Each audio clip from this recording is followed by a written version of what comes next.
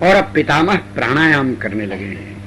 ध्यान में देखा है सूर्य उत्तरायण आ चुके, देवता सब स्वागत में खड़े हैं, ऋषेंद्र मुनीन्द्र अमलात्मा देख रहे हैं। सबका ध्यान करने पर प्राणायाम किया है, प्राण वायु को चरणों से ऊपर उठाने लगे हैं। जो जो प्राण ऊपर उठता है बाण खटखट खटखट खटखट खट निकलते नीचे गिरते जाते हैं। सारे बाण निकल गए, पितामह स्वस्थ खड़े हो गए। अर्जुन कांप गया है, अरे अब क्या होगा।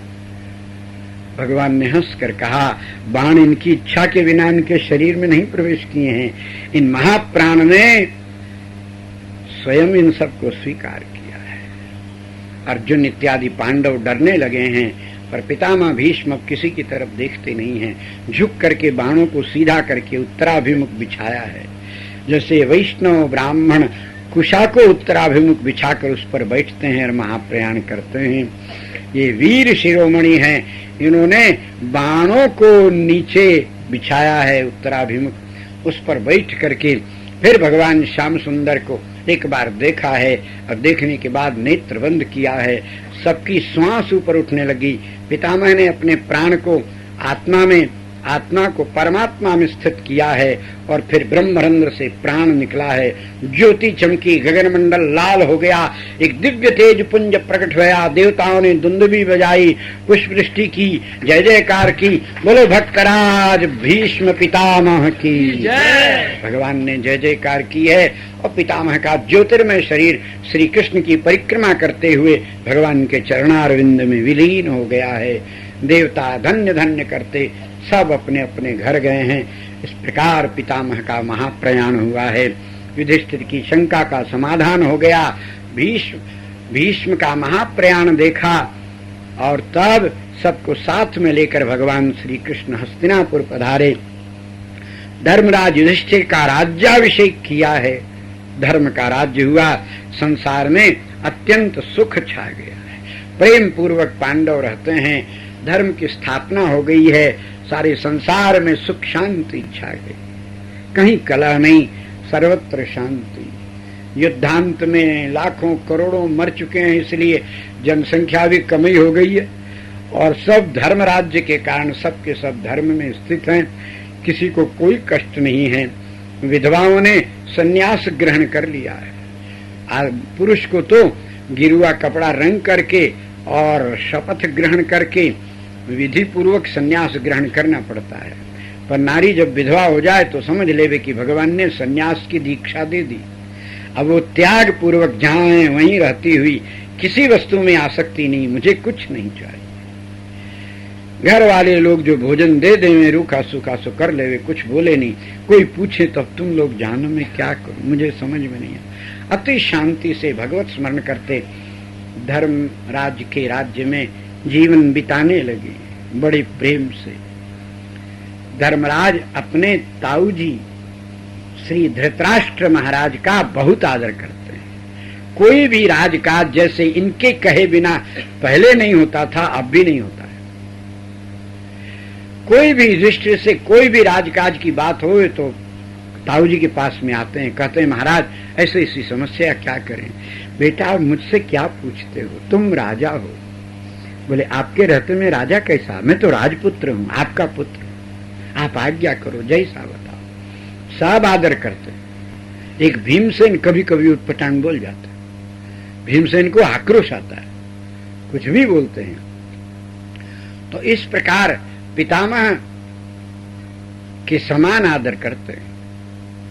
देवी गांधारी का संपूर्ण रनिवास और ये पांचों पुत्र आदर करते हैं।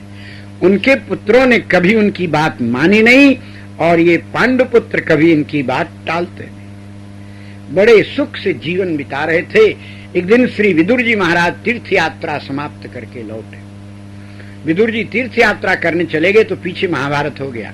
लौट कर आए तो पता चला धर्मराज हो गया, बाकी सब मरमरा गए। तब धर्मराज के पास पहुंचे हैं, काका जी को देखकर बड़े प्रसन्न हुए हैं। युधिष्ठिर ने बहुत स्वागत सत्कार किया है, भोजन कराया है। विदुर जी महाराज विराजे हैं, सत्संग में समय बीता, रात्रि को विश्राम किया है सब लोग। आधी रात्रि को विदुर जी उठ करके धृतराष्ट्र के महल में पहुंचे। आहत पाते कहा, विदुर आए हो, बहुत दिन में आए, तुम्हारे जाने पर तुम्हारे न मानने का परिणाम सामने आया विदुर। तुम्हारी बात मान लिए होते तो ये सब कुछ नहीं होता, पर होनहार जो होता है होकर रहता। तुम आ गए, मुझे शांति मिली। गांधारी ने कहा है, विदुर आ गए? हाँ भाभी आ गया, और अब आप लोगों को लेने आया। कहाँ ले जाओगे?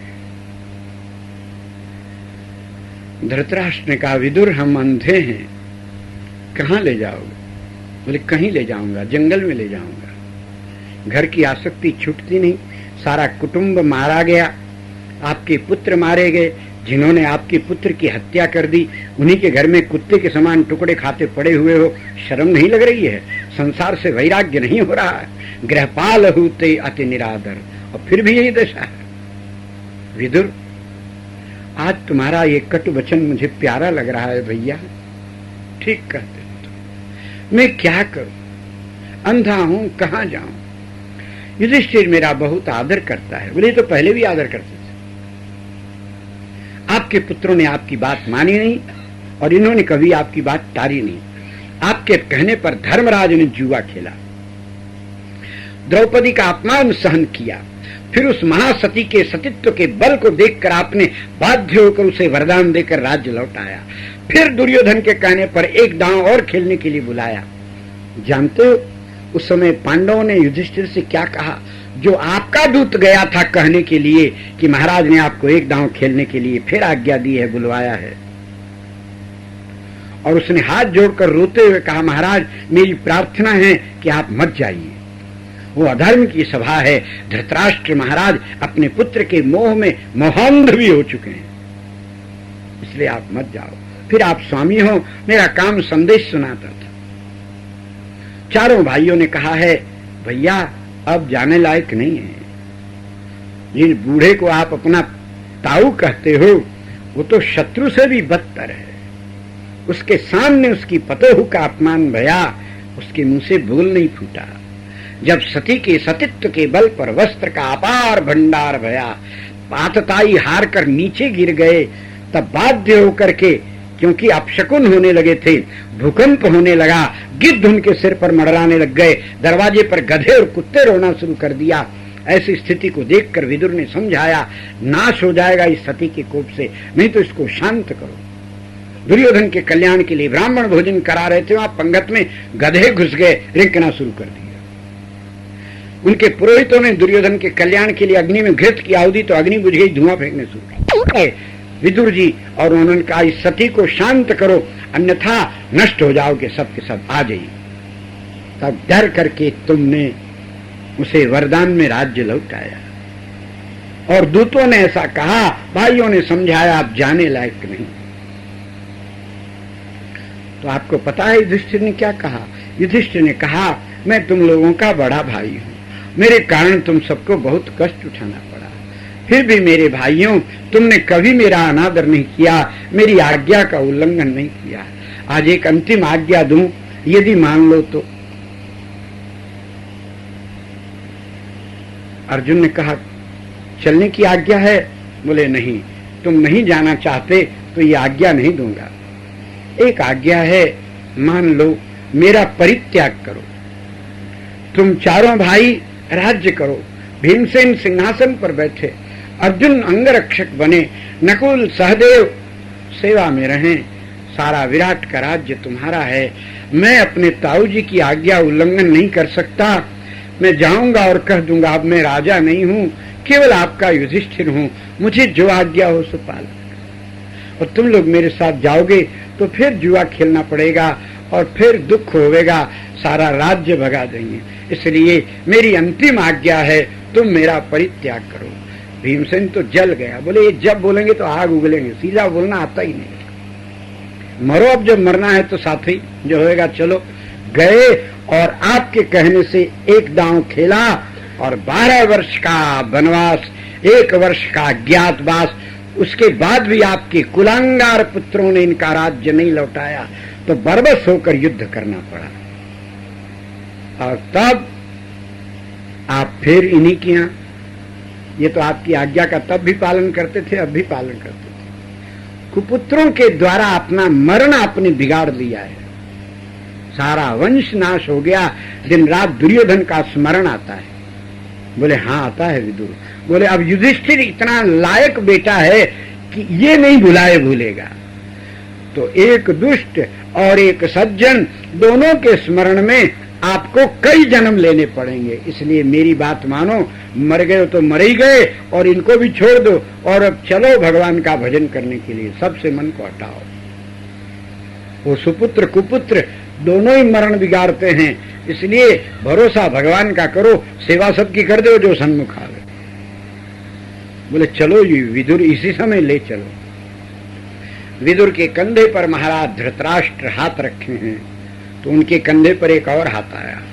गांधारी देवी आप? बोले हाँ। मुझे छोड़कर जाएंगे? मैं जीवन भर आपकी अनुगामिनी हूं, कहां जाऊं? चलो देवी। आगे आगे विदुर जी, पीछे पीछे उनके कंधे पर धृतराष्ट्र हाथ रखे हैं, उनके कंधे पर उनकी पत्नी हाथ रखी है और उनके कंधे पर एक और हाथ आया। तो गांधारी ने स्पर्श करके कहा कुंती? बोले हाँ जी जी। तुम कहाँ? बोले जहां आप। कहा मैं? इतने में सवेरा हो गया। अर्जुन वगैरह पांडव वंदन करने माताजी का पहुंचे तो रास्ते में ये दृश्य देखा, रो पड़े हैं, धृतराष्ट्र महाराज के चरणों में गिरे हैं और कहा पिताजी कोई अपराध भया कि छोड़ के जा रहे हैं? विदुर जी ने कहा राजन, संसार एक दिन छोड़ना होता है, तुम तो धर्म हो, जानते हो कि अंत तक गृहस्थी में पड़े रहो तो मरण बिगड़ता है। मनुष्य का जीवन बिगड़ा हो उतनी हानि नहीं होती जितना मरण बिगड़े तो हानि होती है। अपना मरण सुधारो। जीवन सुधारने के चक्कर में जो मरण बिगाड़ लेता है उसको करोड़ों बार मरण का वरण करना पड़ता है, और जिसका मरण सुधर जाता है उसको नित्य धाम में ऐसा जन्म मिलता है कि फिर कभी मरना ही नहीं पड़ता। प्रियतम का ऐसा संयोग होता है, कभी वियोग नहीं हो सकता। इसलिए अब आज्ञा दो। देवी गांधारी ने पांडवों को गले से लगाकर आशीर्वाद दिया, बेटा मेरा आशीर्वाद है, तुम लोग सुखी रहो। अब जाने दो, मोह को छोड़ना होगा। हम जा नहीं रहे हैं, तुम्हें शिक्षा दे रहे हैं कि तुम भी वृद्धावस्था आने पर पुत्र पौत्र के मोह में नहीं रहना, हमारे समान छोड़कर महाप्रयाण करना। परमात्मा के आश्रय पर चलो, घर का आश्रय छोड़ दो। ईश्वर सब जगह है, प्रबंध जैसा करना होगा कर देंगे। शरीर को छोड़ने पर तुल जाओ तो फिर भूख प्यास की चिंता कुछ नहीं रहेगी। कुंती माता के चरणों में प्रणाम किया। कुंती माँ ने कहा बेटा मैं तो उसी दिन चितारोहण कर जाती जिस दिन तुम्हारे पिताजी का शरीर छूटा था, परंतु तब तुम लोग छोटे छोटे थे। महाराज का अनुगमन तुम्हारी छोटी माँ माद्री ने किया और मैं तुम बच्चों को देख करके रह गई, बच्चों का पालन करने के लिए। अब मेरे बच्चे समर्थ हो गए, दुखी बहुत हुए, उसके बाद मैं साथ देती रही। अब तुम लोगों का दुख सदा की समाप्त हो गया है, अब मेरी क्या आवश्यकता है? मेरे ससुर और सास के समान पूज्य ये जेठ जेठानी हैं, अब मेरा कर्तव्य इनकी सेवा करना है, मुझे अपना कर्तव्य पालन करना है। मोह का परित्याग करो और तुम भी मुझसे शिक्षा लो कि चाहे जैसे हो, अपने से जो बड़े हैं अंत में उनकी सेवा करना ही धर्म होता है, उनके आचरणों को देखना धर्म नहीं है। मुझे देखो। रो पड़े हैं सब, सबको आशीर्वाद देकर ज्ञान देकर के, और भगवान कृष्ण के कहने से सब लोगों ने इनको विदा कर दिया। पिता धृतराष्ट्र महाराज इन दोनों को लेकर विदुर जी महाराज घोर वन में गए हैं, अपने आश्रम में ले जाकर रखा है। कुंती देवी गांधारी देवी की सेवा करती हैं और धृतराष्ट्र की सेवा विदुर जी करते हैं। एक बार विदुर जी गंगा स्नान करने के लिए गए थे, एक दूत दौड़ा दौड़ा आया है आश्रम में। कुंती माता ने उठकर पूछा क्या हुआ? बोले हमको अभी अभी समाचार मिला है, द्वारिका में भगवान श्री कृष्ण ने सारी पृथ्वी का परित्याग करके वैकुंठ प्रयाण कर दिया। कुंती देवी के तो प्राण छूट गए, उनका शरीर छूटा और उसी समय दावाग्नि प्रकट हुई। दावाग्नि ने चारों ओर से घेर लिया। धृतराष्ट्र महाराज ने एक पाषाण खंड अपने मुख में रखकर प्राणायाम करके समाधि लगा ली। गांधारी देवी ने वैसे किए। इन तीनों के शरीर को दावाग्नि ने दग्ध कर दिया है। कृष्ण विरह कुंती शरीर, कृष्ण के विरह में कुंती ने शरीर छोड़ दिया है इन सब का। विदुर जी लौटे तो चिता भस्म थी, जलांजलि दी है और तब विदुर जी अवधूत होकर भजन करने के लिए चले गए। मार्ग में मैत्रेय जी मिले हैं। विदुर जी के मैत्रेय जी के संवाद में श्रीमद् भागवत है। बड़ी दिव्य दिव्य कथाएं हैं। इस प्रकार श्री विदुर जी महाराज भ्रमण करने के लिए चले गए। इधर हस्तिनापुर में पांडव राज्य करते थे। धर्मराज सिंहासन पर विराजते हैं, भीमसेन छत्र पकड़ते हैं, नकुल सहदेव चौड़ उड़ाते हैं, राजन्य वर्ग सेवा में उपस्थित होता है। सर्वत्र धर्म राज्य की स्थापना है। अर्जुन द्वारिका गए हुए हैं, अपशकुन होने लगे। चारों तरफ अपशकुन देखा, धर्म के विपरीत आचरण देखा। बड़े लोग छोटों के सामने घुर्रा के बोलने लगे और गुरुजनों की अवज्ञा करने लग गए। युधिष्ठिर घबरा गए, ऐसा कैसा हो रहा है, धर्म राज्य में विपरीत आचरण कैसा। तब तक अर्जुन रोता हुआ आया है। युधिष्ठिर ने गले से लगाया, पूछा रोते क्यों हो, तुमसे कोई अपराध भया, शत्रु से पराजित भय, ब्राह्मण का अनादर भया, वचन देकर के पालन नहीं कर सके, ऐसा क्या हुआ जो इतना रोते हो। रोते हुए अर्जुन ने कहा, मुकुंदो भगवान क्षमां त्यक्त्वा स्वपदं गतः। भगवान मुकुंद श्री द्वारिकाधीश पृथ्वी को छोड़कर वैकुंठ चले गए, कैसा हुआ। तब वो दुर्वासा जी का अनादर, सप्तऋषियों के शाप से मूसल का प्रकट होना और उसके बाद एरक कंड बनकर समुद्र के किनारे एरक नाम का घास बनकर उस मूसल का प्रकट होना, घिसने के कारण बह करके, और प्रभासक क्षेत्र में तीर्थ स्नान के लिए जाने पर सबका भांग पीकर नशा करना और नशे में बेहोश होकर आपस में लड़ाई करना, सारे यदुकुल का संहार हो जाना और भगवान श्री कृष्ण का वैकुंठ पधारना, ये सारी लीलाओं का वर्णन किया है। और रोते कहते जाते हैं, जिन भगवान ने हम लोगों की रक्षा की वो अब नहीं रहे, ऐसे सारी लीलाओं का स्मरण किया है। युधिष्ठिर सन्न हो गए हैं। तुरंत जन्मेजय को बुलाया है और मुख से बिना कुछ कहे ही सिंहासन पर बैठाया, अपना मुकुट उतार कर उसके मस्तक पर धर दिया है। ब्राह्मणों ने स्वस्ति वाचन करके राज्याभिषेक संपन्न भया है और धर्मराज ने तो कुशा हाथ में ले ली है और बिना किसी से कुछ कहे अनासक्त होकर अकेले चल दिए। जो सबको साथ में लेकर भजन करने चलता है, वो साथ के अभाव में उससे भजन नहीं होता है और ज्यादा साथ बढ़ता है। और कुसंग यदि का साथ बढ़ा तो फिर पतन होता है। इसलिए भजन तो अकेला ही करे, भगवान के भरोसे करे। जो साथ में आ जाएं, मिल जाएं तो अच्छी बात, कदाचित न मिले तो बहुत अच्छी बात। इस प्रकार शांत रहकर भजन करे, भरोसा किसी का नहीं, एकमात्र भगवान का करे तो भजन बनता है। विविक्त वासिन सदा भजन्ति मुक्त ये मुदा। जो विविक्त वासी है, एकांत जिसको प्रिय है, भजन में जिसका मन लगता है, उसी से भजन होता है। लोग दिखाकर, समाज में रहकर, किसी व्यक्ति विशेष के प्रेम में रहकर भजन नहीं बनेगा। भजन का नाटक बनेगा। नाटक से जगत पूजेगा पर आपको शांति नहीं मिलेगी। मन में कुछ खटकता रहेगा, कुछ कमी है, घर छोड़े, परिवार छोड़े, भजन कर रहे हैं, अभी कुछ खटकता है। प्रेम तो एक है, सीधा शाम में लगा लो, चाहे लोगों में लगा लो। उधो मन न भये 10-20, एक हुतो सो तो गयो श्याम संग, तब को आराधे ईश। अब क्या काम है। इसलिए शांत चित्त होकर विविक्तवासी भजन करता है। युधिष्ठिर चल पड़े हैं बिना किसी से कुछ कहे। भीम ने अनुगमन किया है पर वो पलटकर देखते ही नहीं।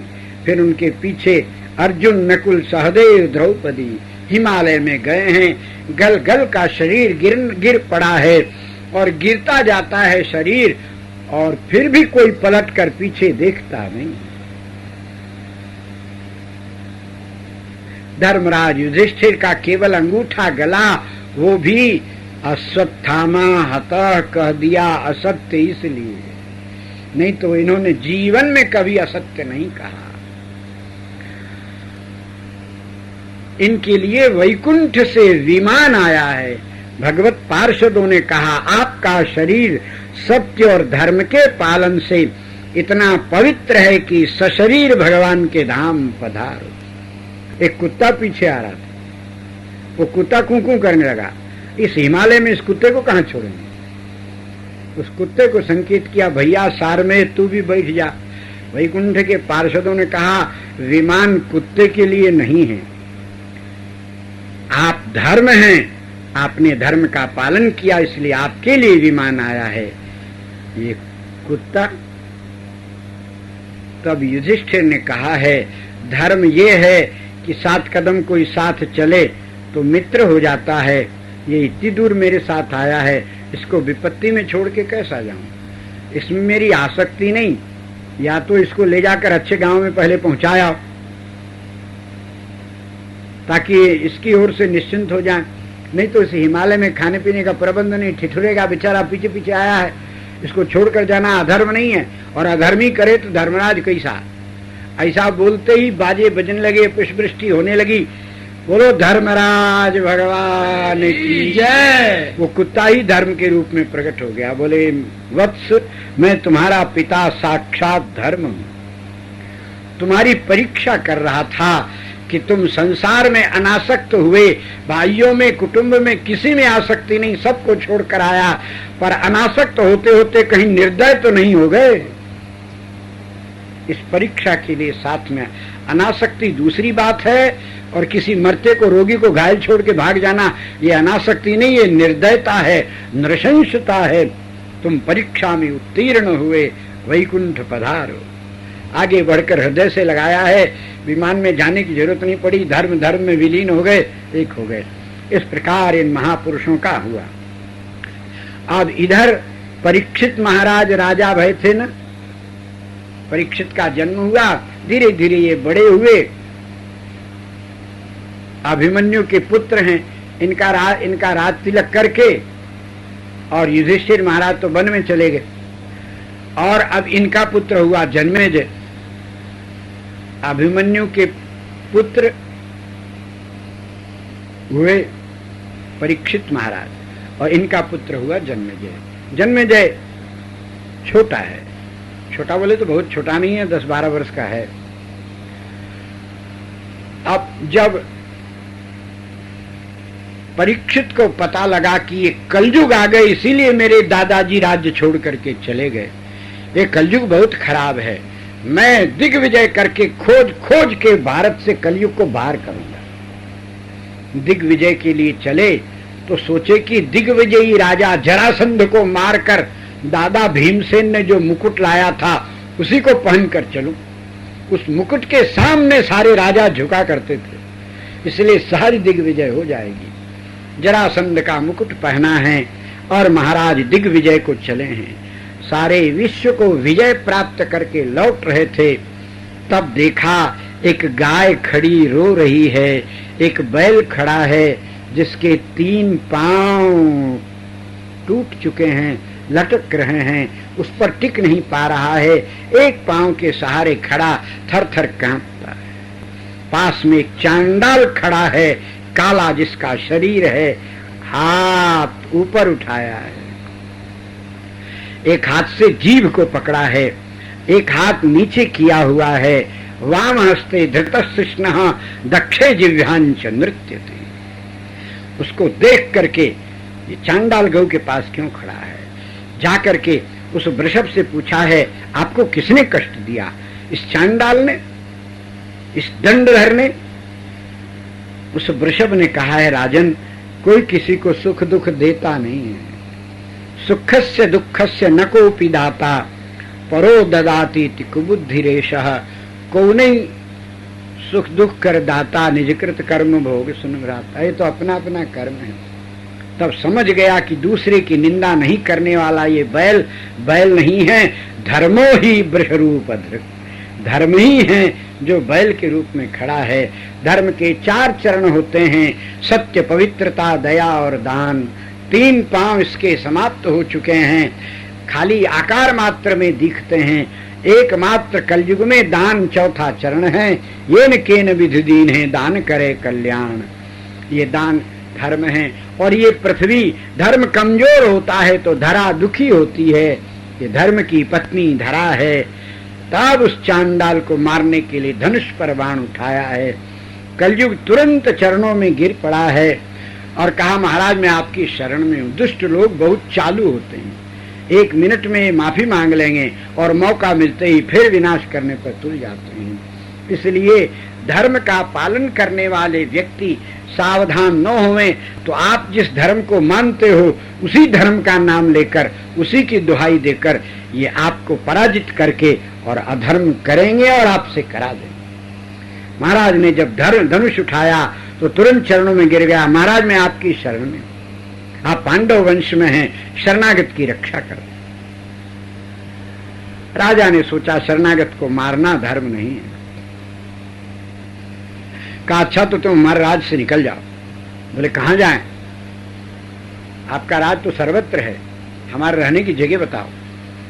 तो कहा जो दिन में सोते हो, सूर्योदय सूर्यास्त के समय सोते हो। सूर्योदय में सूर्यास्त के समय सोना अधर्म है। और दिन में भी वृद्ध है, बालक है, अस्वस्थ है, इनके अतिरिक्त दिन में सोना धर्म नहीं है। दिन में अध्ययन करो, दिन में ज्यादा सोए प्रमाद होएगा। दूसरों की देखा देखी नहीं करना, सबका धर्म पृथक पृथक होता है। वो सोते हैं तो हम भी सोएं, ऐसा नहीं। भरतलाल जी ने एक शपथ ग्रहण की है, राम जी के वन में जाने में हमको ऐसा पाप लगे, ऐसा पाप लगे, दिन में जो सोता हो वो पाप हमको लगे यदि हमारे कहने से राम जी वन में गए हो तो। ऐसा एक शपथ ग्रहण किया।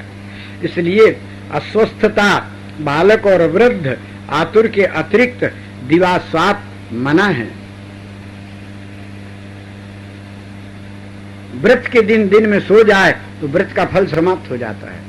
असकृत जलपानाच सकृत तांबूल भक्षणम उपवास प्रणश्यन्ति दिवा स्वापात। एक बार से अधिक जल पीवे तो उपवास नष्ट हो जाता है, और पान यदि एक बार भी मुख में रख लिया तो उपवास नष्ट हो जाएगा। सकृत तांबूल भक्षणम, व्रत के दिन पान नहीं खाना चाहिए। उपवास प्रणश्यन्ति दिवा स्वापात, दिन में सोने से उपवास का फल नष्ट हो जाता है, और दार परिग्रहण करने से भी हो जाता है। इसलिए इन कामों को छोड़ना चाहिए। जहां जुआ खेलते हो, जहां शराब पीते हो, जहां मांसाहार करते हो, जो नशा करते हो, गांजा भांग सेवन करते हो, और जो गुरुजनों का अनादर करते हो, वर्णाश्रम की मर्यादा के प्रतिकूल आचरण करते हो, जिस घर में कलह होता हो, जहां बिना नहाए लोग रसोई बनाते हो, बिना नहाए लोग खाते हो, जिसके भोजन में केशादि आता हो, जो अशुद्ध आहार करता हो, मांसाहार करता हो, अपेयपान करता हो, ऐसी जगह तुम रहा करो। कलयुग ने कहा महाराज मैं राजा हूं, और राजा यदि हारता है तो उसको जेल में देने पर भी 1 लाख दिया जाता है। राजा है वो, हाथ में हथकड़ी नहीं पड़ती। तो मैं राजा हूं और आपके अधीन हो गया हूं, आज मेरी पराजय भई है। तो हमको आपने सब गंदा ही गंदा बता दिया, एक आधे तो बढ़िया चीज बताओ। बोले तुम तो क्या चाहिए बोलो। महाराज सोना मुझे दे दो, सोना में मैं रहूं। श्री परीक्षित महाराज सावधान हैं। इन्होंने कहा सोने के आभूषण भगवान को बनाकर धारण कराए जाते हैं। जो सोना भगवान के निमित्त हो, भगवान को निवेदन कर किया गया हो, उसके अतिरिक्त स्वर्ण में तुम्हारा निवास हो। इसलिए गहने आभूषण बनाओ तो पहले भगवान को समर्पण करो, फिर धारण करो तो वो प्रसाद होगा। तो योपभुक्त श्रीगंध वासोलंकार चर्चित। भगवत निवेदित जो नहीं है ऐसे स्वर्ण में कलयुग का निवास है। कलयुग ने ओम ऐसा कहा और अंतर्ध्यान हो गया। महाराज के शरीर में गहने तो सब प्रसादी थे, पर मुकुट जरासंध का पहन कर आए थे। बस इसी अशुद्धता के कारण वो उस मुकुट में घुस गया। महाराज की बुद्धि गड़बड़ा गई और महाराज शमीक मुनि के आश्रम में जल मांगने पर समाधिस्थ साधु नहीं सुने, तो दुखी होकर इन्होंने एक मरा सांप उनके गले में डाल दिया। होनहार जैसा होता है वैसा ही कृत्य बनता है। उनके महाराज तो चले गए, उनके पुत्र श्रृंगी ने सुना तो शाप दिया है, जिस नराधम ने ऐसा अनुचित आचरण किया ठीक 7वें दिन तक्षक नाम के महानाग के डसने से उसकी मृत्यु हो जाएगी। जब इसके पिता जागे समाधि से तो पुत्र को धिक्कार दिया है, बिना सोचे समझे श्राप देते हो, इसका फल नहीं होता। अकारण जो श्राप देता है वो स्वयं दुख का भाजन बन जाता है। एक ब्राह्मण था, किसी दूसरे ब्राह्मण पर नाराज हो गया, अकारण नाराज हो गया। वो कुछ किया तो उसको समझ में आया कि हमारे ऊपर हंस रहा है, वह श्राप दिया तुमको कोढ़ हो जाएगा। वो ब्राह्मण छोटा था, रोने लग गया, कुछ बोला नहीं है। बस परिणाम ये हुआ कि उसकी ओर से भगवान ने नाटक कर दी, उसका एकमात्र पुत्र मर गया श्राप देने वाले का। उसको तो कोढ़ क्या होता, अकारण श्राप दिया, उसको तो कुछ नहीं भया, उसके पुत्र की मृत्यु हो गई। रोता हुआ अत्यंत दुखी होकर के